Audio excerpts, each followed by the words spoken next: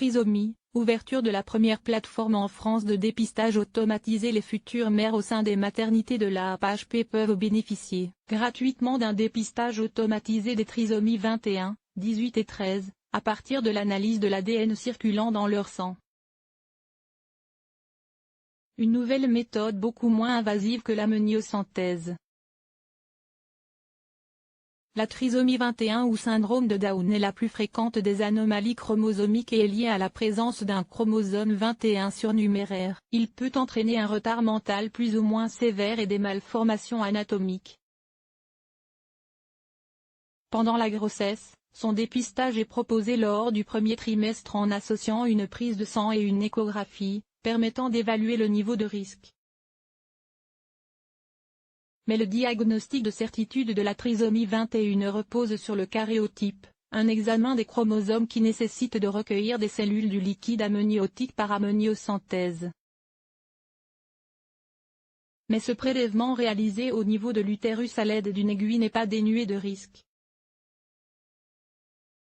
C'est pourquoi l'Assistance publique Hôpitaux de Paris, AP-HP, fait savoir qu'il est désormais possible d'avoir accès à un dépistage plus performant, sans avoir recours au prélèvement fœtal qui représente un geste invasif.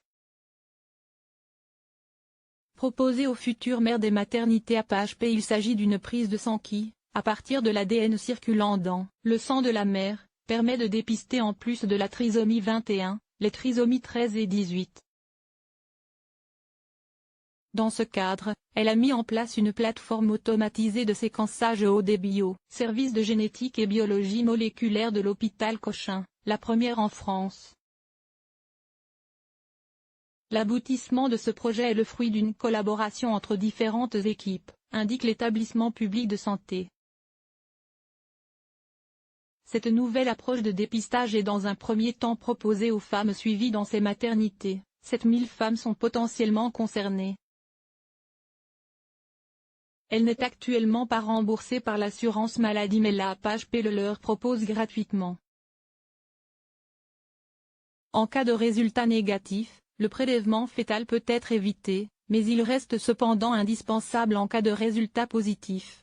Diviser par 2 le nombre de gestes invasifs avec une sensibilité proche de 100%, ce test génétique permet de diviser par 2 le nombre de gestes invasifs, selon les estimations du Pr Jean-Michel Dupont, du laboratoire de cytogénétique constitutionnelle pré- et postnatale à l'hôpital Cochin, AP-HP. Le dépistage actuel a une performance qui est relativement bonne, mais il ne permet pas d'éliminer le risque avec certitude, explique-t-il. Celui-ci ajoute, la méthode basée sur l'analyse de l'ADN fœtal circulant va améliorer énormément cette performance de dépistage et donc éviter complètement ou presque complètement le recours à une méthode invasive, qui sera réservée à quelques situations pour confirmer un éventuel test positif. Ce test de dépistage est prescrit en seconde intention, soit après la prise de sang classique et l'échographie réalisée pendant le premier trimestre de grossesse. Comment fonctionne ce dépistage automatisé? Il se déroule en plusieurs étapes bien précises, à l'aide d'un robot. Dans un premier temps, le robot assure l'extraction de l'ADN présent dans le plasma maternel et le mélange des échantillons avant le séquençage de l'ADN. Le séquençage permet de compter l'ensemble des fragments d'ADN circulants et de mettre en évidence un excès de fragments provenant du chromosome 21 en cas de trisomie ou d'autres chromosomes, notamment les 13 et 18. Chaque échantillon est tracé individuellement grâce à un code barre qu'il possède tout au long de la chaîne et il n'y a pas d'intervention humaine afin d'éviter les risques d'erreur. Selon Santé publique France, la trisomie 21 est l'anomalie congénitale la plus fréquente en France avec environ 2200 diagnostics par an.